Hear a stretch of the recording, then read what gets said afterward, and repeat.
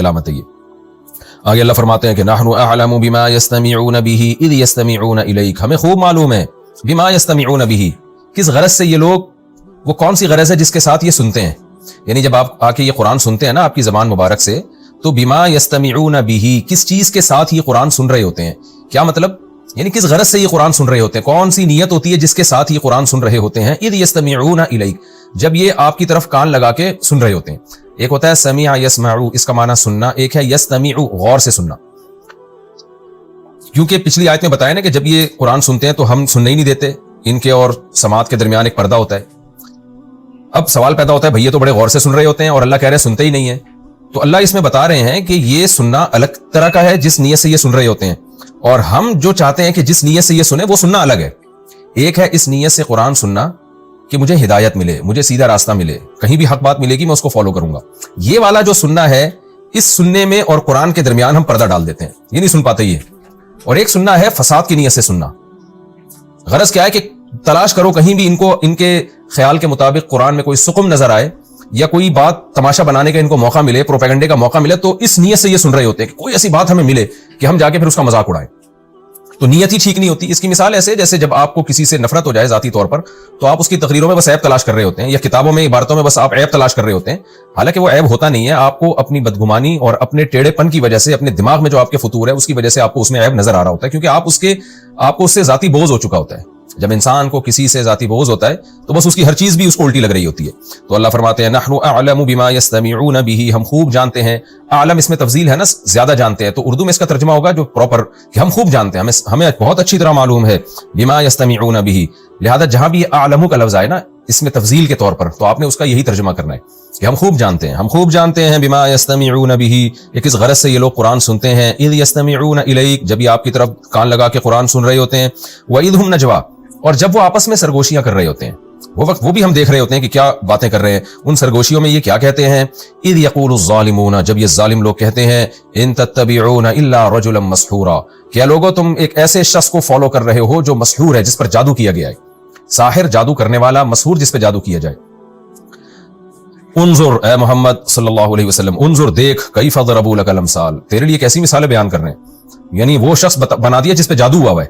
مکہ میں نبی صلی اللہ علیہ وسلم جو لوگوں کو کہہ رہے ہیں کہ تیرے رب نے فیصلہ کیا اللہ کی عبادت ہو، ماں باپ کے ساتھ حسن سلوک ہو، ان کے سامنے شفقت اور رحمت سے اپنے بازوؤں کو جھکانا ہے، رشتہ داروں کو ان کا حق دینا ہے، ناپ تول میں کمی نہیں کرنی، اپنے بچوں کو غربت کے خوف سے قتل نہیں کرنا، اور اللہ پہ اعتماد اور توکل کرنا ہے، یتیم کے مال کے قریب نہیں جانا ہے، شرک نہیں کرنا ہے، ایسی چیز کے پیچھے نہیں پڑنا ہے جس کی تمہیں نالج نہ ہو. تو یہ ساری باتیں ایک ایسا شخص کر رہا ہے جس پر جادوگروں نے جادو کر دیا ہے. تو کیا عجیب بات کر رہے ہیں، کتنے پاکیزہ مضامین ہیں اس قرآن کے، جس پر جادو ہو جائے اس سے تو بولا نہیں جا رہا ہوتا. تو قرآن کہتا ہے انظر، اے محمد صلی اللہ علیہ وسلم دیکھیے، کیف ضربوا لک الامثال، آپ کے لیے کیسے مثالیں بیان کر رہی ہیں. فضلوا، پس یہ گمراہ ہو گئے. فلا یستطیعون سبیلا، اب یہ سیدھے راستے کی ان میں استطاعت ہی نہیں ہے. الٹی باتیں اور الٹا سوچ کے نا ان میں ہدایت کی صلاحیت ہی ختم ہو گئی ہے. وقالوا، اور پھر دوسرا اعتراض کیا کرتے ہیں، کیونکہ نبی صلی اللہ علیہ وسلم جتنی بھی باتیں کر رہے تھے نا کہ آخرت کی کوشش کرو، اللہ کو راضی کرو، ایک خدا ہے، ماں باپ کی اطاعت ہے، رشتہ داری جوڑنا ہے، اور یہ سارے حکام، تو بھائی کیوں ان حکام کو فالو کرو؟ اس لیے کہ قیامت کے دن اس کے بارے میں سوال ہوگا. خدا مردوں کو زندہ کر کے پوچھے گا کہ میں نے جو تمہیں زندگی دی تھی اس میں تم نے کیا کیا.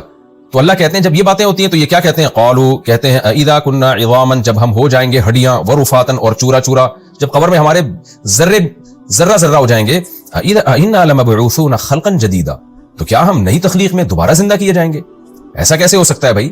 دوبارہ پیدا ہونا ہوتا تو باڈی تو سلامت ہوتی نا کم از کم. تو بالکل ختم ہو جاتے ہیں، کچھ لوگ جل کے ہلاک ہو جاتے ہیں، کچھ دریا میں ڈوب کے ذرے بکھر جاتے ہیں ان کے ختم. تو کیسے ہم دوبارہ زندہ ہوں گے؟ قل، اے نبی ان سے کہہ دیجئے، کونوا حجارتا او حدیدا، تمہیں یہ اشکال ہو رہا ہے نا کہ تم مر کے مٹی ہو کے ختم، تم مٹی کے بجائے پتھر بن جاؤ یا لوہا بن جاؤ. کیونکہ انسان ایک دفعہ جو انسان تھا نا مر کے، اس میں تو پھر بھی چانس ہے کہ یہ عمل ریورس ہو کے انسان بن جائے. لوہے کو کبھی کسی نے زندہ ہوتے ہوئے نہیں دیکھا، پتھر میں کبھی کسی نے جان پڑتے ہوئے نہیں دیکھی. تو اللہ کہتے ہیں ایسی چیز بن جاؤ، پتھر بن جاؤ یا لوہا بن جاؤ. جس خدا نے پیدا کرنا ہے نا وہ لوہا بنا کے بھی تمہیں پیدا کر دے گا. انسان کے اختیار میں نہیں ہے کہ وہ پتھر یا لوہا بن جائے. یہ ایک مثال ہے، سمجھایا جا رہا ہے کہ جس خدا کی طرف تم یہ نسبت کر کے کہہ رہے ہو کہ وہ کیسے زندہ کرے گا، تو وہ خدا تمہیں لوہا بنا کے بھی زندہ کر سکتا ہے، وہ پتھر میں بھی جان ڈال سکتا ہے. تو تم ٹرائی کر کے دیکھو کہ تم پتھر بنو یا لوہا بنو. او خلقا مما یکبر فی صدورکم، یا ایسی مخلوق بن جاؤ جو تمہارے دلوں میں اس سے بھی بڑی کوئی چیز ہو، یعنی جس کا پیدا کرنا اور زیادہ ناممکن ہو. ایسی چیز بن جاؤ کہ جس کے بارے میں تمہارا خیال ہو کہ لوہے میں پھر بھی کوئی چیز تو ہوتی ہے نا, جان پڑنے کا کے لیے کوئی جگہ ہوتی ہے, یا پتھر میں بھی, اور اس سے پلاسٹک بن جاؤ, کوئی بھی ایسی چیز بن جاؤ کہ جس کے بارے میں تمہارا خیال ہو کہ یہ تو زندہ ہو ہی نہیں سکتی, وہ بھی بن جاؤ گے. تو پھر جب اے نبی آپ ان سے کہیں گے نا کہ اچھا ہم پتھر بن جائیں, لوہا بن جائیں, تو بھی دوبارہ اللہ زندہ کر سکتا ہے, تو فوراً یہ کہیں گے فَسَيَقُولُونَ مَن يُعِيدُنَا, تو عنقریب یہ فوراً جواب میں کہیں گے مَن يُعِيدُنَا, بھائی ہم پتھر بن گئے, لوہا بن گئے, یا اور عجیب سی مخلوق بن گئے, تو کون زندہ کر سکتا ہے؟ قُلِ الَّذِي فَطَرَكُمْ أَوَّلَ مَرَّةٍ, کہہ دیجئے کہ وہ پیدا کرے گا جس نے پہلی مرتبہ پیدا کیا. پہلے مرتبہ میں تو نہ پتھر تھے, نہ لوہا تھے, نہ مٹی تھے. اپنی قدرت سے اس نے ایک جرثومہ بنایا خوراک کے ذریعے, اور ماں کے رحم میں اس نے انسان بنا کے دنیا میں باہر لے آیا. اس چیز کو دیکھو جس سے وہ منی کا قطرہ بنایا گیا, اور پھر ماں کے پیٹ میں مختلف مراحل میں لے جا کے کیسے انسان بنایا گیا. تو جو اس طرح سے پیدا کر سکتا ہے وہ پتھر لوہے کو بھی دوبارہ پیدا کر سکتا ہے. تم تو پتھر لوہا بھی نہیں بنتے, تم تو مٹی میں تبدیل ہو جاتے ہو, اور پہلی مرتبہ اللہ نے انسان کو مٹی ہی سے بنایا ہے. آپ قرآن کے کانفیڈنس کو دیکھیے, نبی صلی اللہ علیہ وسلم کے کانفیڈنس کو دیکھ لیے. ایک طرف وہ مذاق اڑائے جا رہے ہیں کہ بھلا ہم جب ہڈیاں ہو گئے اور چورا چورا ذرہ ذرہ ہو گئے تو زندہ کیسے ہوں گے. اس کے جواب میں ہمارے نبی صلی اللہ علیہ وسلم یہ کہہ سکتے تھے کہ کوئی ایسی بات کر سکتے تھے کہ آپ کے دعوے میں کمزوری محسوس ہوتی. آپ کہہ سکتے تھے کہ ہاں بھائی میں بھی غور کر رہا ہوں, تم بھی غور کرو. پھر یہ ہوتا ہے کہ بعض لوگوں کی جسم سلامت نہیں رہتا, جسم سلامت رہتا ہے, بعض دفعہ یہ ہوتا ہے کہ ریڑھ ہڈی سلامت رہتی. کوئی بھی, جیسے ہم جب کسی چیز میں پھنس جاتے ہیں تو تھوڑا سا ہمارے دعووں میں لچک پیدا ہوتی ہے. لیکن آپ صلی اللہ علیہ وسلم کے اعتماد کو دیکھیے اور قرآن کے دعوت کو دیکھیے کہ وہ مذاق اڑائے جا رہے ہیں اور کہہ رہے ہیں کہ ہم جب چورا چورا ہو جائیں گے تو کون پیدا کرے گا. اللہ نے کہا کہ تم پتھر یا لوہا بن جاؤ. انسان ہو کے مٹی میں تحلیل ہونا تو بہت دور کی بات ہے, تم پتھر یا لوہا بن جاؤ, یا اور ایسی مخلوق بن جاؤ جو اس سے بھی زیادہ, جس کے بارے میں خیال ہو کہ اس میں تو جان پڑ ہی نہیں سکتی ہے, لیکن وہی ذات زندہ کرے گی جس نے پہلی مرتبہ پیدا کیا. پہلی مرتبہ تو نہ پتھر تھے, نہ لوہا تھے, نہ مٹی تھے, کچھ بھی نہیں تھے. کیسے اس نے بنا کے تمہیں انسان بنا کے کھڑا کر دیا. فَسَيُنْغِضُونَ إِلَيْكَ رُؤُوسَهُمْ, تو یہ سر ہلاتے ہوئے آپ سے کہیں گے, یعنی مذاق کریں گے وہ کہ ہم مذاق اڑا رہے ہیں اور آپ اپنے دعوے میں اور مضبوط ہوتے چلے جا رہے ہیں. تو پھر ان کے پاس ایک ہی چیز میں, جب یہ اس جواب سے عاجز ہو جائیں گے نا, الذی فطرکم اول مرہ, کہ وہ پیدا کرے گا جس نے پہلی دفعہ پیدا کیا. اب یہاں مشرکین خاموش ہو جاتے تھے. یہ ایک بڑا زبردست سوال تھا نا یہ, کہ پہلی مرتبہ کیسے پیدا ہو گئے بھائی. اس وقت ڈارون جیسا بے وقوف اور احمق پیدا نہیں ہوا تھا جس نے ایک فضول قسم کی جو تھیوری گھڑی ہے, جس کا نہ سر نہ پیر, کے کروڑوں اربوں سال میں یہ انسان وجود میں آیا ہے. اگر آپ رات کی تنہائیوں میں بیٹھ کے غور کرو نا, خدا کی قسم لا الہ الا اللہ, اس سے بڑا جھوٹ اور اس سے زیادہ مضحکہ خیز کوئی دعویٰ نہیں ہو سکتا کہ ارتقاء کے نتیجے میں انسان کو مانا جائے کہ یہ کروڑوں اربوں سال میں ایک سیل بنا اور سیل ترقی کرتے کرتے یہاں تک پہنچا. اتنا بڑا جھوٹ اور اتنی مضحکہ خیز بات ہے نا. لیکن خدا جب انسانوں کی عقلوں پہ پردہ ڈال دیتا ہے نا ان کے گناہوں اور خدا سے نفرت کی وجہ سے, کیونکہ جب آپ کو خدا سے نفرت ہوگی نا تو پھر نفرت کے نتیجے میں آپ نے گڑھنا ہے. خدا کو تو آپ نے ماننا نہیں ہے, تو کچھ نہ کچھ فلسفہ آپ نے گڑھنا ہے. تو یہ وہ لوگ ہیں جن کے بارے میں قرآن کہتا ہے کہ ختم اللہ علی قلوبہم وسمعہم, ان کے دلوں پہ اور سماعت پہ میں نے مہر لگا دی. ایک روبوٹ وجود میں نہیں آ سکتا, ایک بے جان تصویر خود بخود وجود میں نہیں آ سکتی. یہ ایک جاندار تصویر کیسے وجود میں آ گئی کروڑوں اربوں سال میں. پھر نر الگ, مادہ الگ, اور پھر ماں سے بچہ پیدا ہو رہا ہے. بہت ارتقاء میں ہم اگر کوئی چیز فرض کر لیں تو کرتے کرتے ایک چیز وجود میں آ جائے نا. یہ ایک چیز کیسی ہے کہ نر مادہ کا ملاپ ہو رہا ہے اور 9 مہینے کے اندر بچہ بن کے پیدا ہو رہا ہے, اور پیدا ہوتے ہی ماں کی چھاتیوں میں دودھ پیدا ہو رہا ہے. تو مشرکین مکہ میں بھی اتنی عقل تھی کہ انہوں نے ڈارون کی طرح سے کوئی نظریہ گڑا نہیں, یہاں کے وہ پھنس جاتے تھے. جب قرآن کہتا ہے الذی فطرکم اول مرہ, جس نے پہلی دفعہ پیدا کیا. ماں باپ خوراک کھاتے ہیں, اسی خوراک سے اسپم بنتے ہیں, اسی اسپم سے نر اور مادہ جرثومے بنتے ہیں, پھر وہ ماں کے پیٹ میں جاتے ہیں اور کیسے بچہ پیدا ہو کے آنکھ ناک کان سب چیزیں بنا کے دنیا میں آتا ہے اور بہترین دماغ لے کے آتا ہے. میں ایک مسلمان, اب تو مسلمان ڈاکٹروں نے بھی وہی ان کی اندھی تقلید میں وہی باتیں شروع کر دی ہیں. ایک ڈاکٹر کی میں کلپ دیکھ رہا تھا, وہ کہہ رہا تھا کہ ہمارا دماغ ان چیزوں سے بنا ہے اور اربوں خربوں سال میں یہ دماغ وجود میں آیا ہے ارتقاء کرتے کرتے. تو ان کے دماغ نے اب تک اتنا بھی ارتقاء نہیں کیا کہ وہ یہ اپنے دماغ کے بارے میں فیصلہ کر سکیں کہ یہ خربوں سال میں بھی آٹومیٹیکلی ارتقاء کے نتیجے میں نہیں ہو سکتا. خربوں کیا, خربوں کو خربوں سے آپ ضرب دے دیں تو بھی نہیں ہو سکتا. بس خدا سے نفرت ہے, اس کا کسی طریقے سے انکار کرنا ہے. تو مشرکین مکہ چونکہ یہاں کے وہ پھنس جاتے تھے کہ بھئی پہلی دفعہ کیسے پیدا ہوتا ہے. تو واقعی جو پہلی دفعہ پیدا کر سکتا ہے اپنی قدرت سے, وہ دوبارہ بھی پیدا کر سکتا ہے. تو یہاں آ کے پھر وہ سوال گھماتے تھے اور کہتے تھے فَسَيُنْغِضُونَ إِلَيْكَ رُؤُوسَهُمْ, سر ہلاتے ہوئے آپ کی طرف آئیں گے اور کہیں گے متى ہوا, اچھا اگر یہ ہوگا تو کب ہوگا. جیسے آپ کہتے ہیں نا کوئی شخص پیش گوئی کرے کہ یہ کام ہو کے رہے گا, جب آپ پھنس جاتے ہیں تو پھر آپ اسے تاریخ مانگتے ہیں, اچھا بھائی تو بتا کب ہوگا یہ. تو یہ سمجھتے تھے کہ محمد صلی اللہ علیہ وسلم ڈیٹ تو بتاتے نہیں ہیں قیامت کی, تاریخ تو بتاتے نہیں ہیں, تو ہمیں پھر یہاں مذاق اڑانے کا موقع ملے گا. بھائی آپ کا تو دعویٰ ہی مبہم ہے, آپ تو جو دعویٰ کر رہے ہیں اس کی ڈیٹیل خود آپ کو معلوم نہیں ہے, تو آپ کا دعویٰ کیسے قبول ہوگا. تو یہ ایک ان کو موقع ملتا تھا مذاق اڑانے کا. تو فَسَيُنْغِضُونَ إِلَيْكَ رُؤُوسَهُمْ وَيَقُولُونَ مَتَى هُوَ, مذاق اڑاتے ہوئے کہیں گے یہ کب ہے.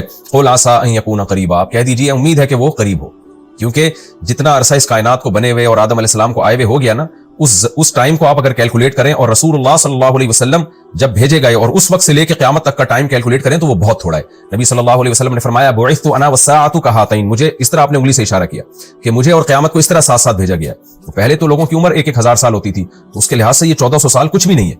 तो फरमाया कि बहुत जल्द आने वाली है क़यामत। और हदीस में आता है कि जो मर गया ना उसकी तो क़यामत आ ही गई, यानी मजाजन उस पर तो उसने तो गोया अपनी दुनिया जब उसकी खत्म हो गई ना तो एक लिहाज से एक छोटी क़यामत तो उसके हक में बर्पा हो गई है। तो आप इनसे कह दीजिए कुल आसा अन यकूना करीबा, अन करीब उम्मीद है कि वो बहुत करीब हो। तो ये इस तरफ इशारा है कि मुझे क़यामत की तारीख का इल्म नहीं है, अगर और ये इल्म ना होना इसकी अलामत नहीं है कि क़यामत वाक़ई नहीं होगी। आपको बात, क्योंकि मैं तो जो अल्लाह का पैगाम है वो तुम तक पहुंचा रहा हूं। अल्लाह ने मुझे बताया कि क़यामत कायम होगी। सूरह ताहा में भी क्या है, मूसा अलैहिस्सलाम को अल्लाह ने कहा कि जब नबूवत दी है और वही नाजिल होना शुरू हुई है तो अल्लाह ने क्या फरमाया, अकादु उख्फीहा, ऐ मूसा क़यामत वाक़ई होगी लेकिन मैं उसकी तारीख को छुपा दूंगा, मैं लोगों को नहीं बताऊंगा कब होगी ताकि वो अचानक वाक़ई हो।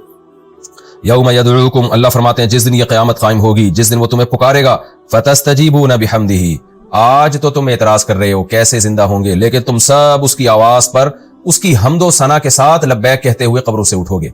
उसकी पुकार पर लब्बैक। वो अल्लाह कहेगा आ जाओ सारे मैदान हशर में, सब यकलख जान पड़ेगी सब में, मुर्दों में, और जिंदा हो के अल्लाह के सामने पेश होना शुरू होंगे और अल्लाह की हम्दो सना करते हुए। ये हम्द जो है ना इज़्तिरारी होगी, इख्तियारी नहीं होगी। इज़्तिरारी का मतलब ये है कि एक तो अपने इख्तियार से इंसान अल्लाह से खुश होकर उसकी तारीफें करता है, एक होता है कि वो जब अल्लाह की ये कुदरत अपनी आंखों से देखेगा ना तो काफिर भी अल्लाह की हम्द करेंगे। वो कि उस हम्दो सना पे उनको सवाब नहीं मिलेगा, लेकिन उस वक्त वो भी अल्लाह की हम्द कर रहे होंगे कि हमारा रब कितना ताकतवर है कि जिसने हमें खत्म होने के बाद कैसे सेकंडों के अंदर उसने हमें दोबारा पैदा कर दिया।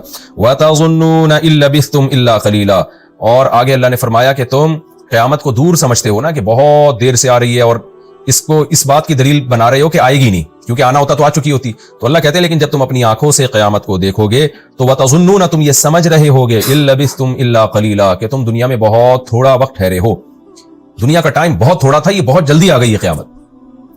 तो ये मजमून हमारा यहाँ अल्हम्दुलिल्लाह रुकू मुकम्मल हुआ, और इस रुकू में का हासिल भी यही है कि अल्लाह ने पहले अकीदा तौहीद को बयान किया और बताया कि हम इस कुरान में बार बार अपनी आयात को फेर फेर के पलट पलट के बयान करते हैं ताकि लोगों को नसीहत हासिल हो।